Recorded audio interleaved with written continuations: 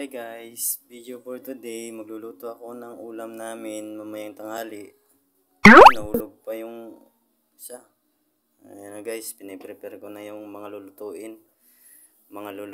Isa lang naman, manok lang naman lulutuin. Wow! Ayan na guys, oh. Hugasan ko na yung manok guys. Para matanggal yung dumi-dumi niya. Ayan guys, lagyan na natin ng tubig. Tapos yan, kunting halo-halo para matanggal yung dumi. Yan guys. Ganyan lang maglinis ng manok. Basic lang. Mekos-mekos. Kunting mekos-mekos lang. Yan na guys. Na guys, pagkatapos niyan, yan na, nilagyan ko na ng pangpalasa, mga asin, bitsin, kung ano-ano pa. Yan. Tapos kunting halo-halo. Napansin nyo guys, may itim yung kamay ko.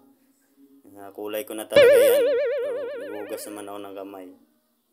Pero sabi nila mas masarap to yung kinakamay. Yan na guys, so maglalagay na tayo ng mantika sa kawali. Yan. Napansin nyo dyan, napansin nyo guys, nakasimangot ako dyan guys. Oh. Kasi guys, may napanood kasi ako na nagbablog na Simangot Luto Challenge. Kaya ginaya ko guys. Ngayon guys, nagprito na ako dyan guys. Mga 4 na piraso na yung naluto ko dyan. Yung iba, natira na yan. Papakyut pa sa camera. Kala mo cute. Yan na guys. Lalagay ko na dun sa kawali. Mantikang kumukulo. Yan na guys. Lalagay na natin. Saka yung iba yan guys.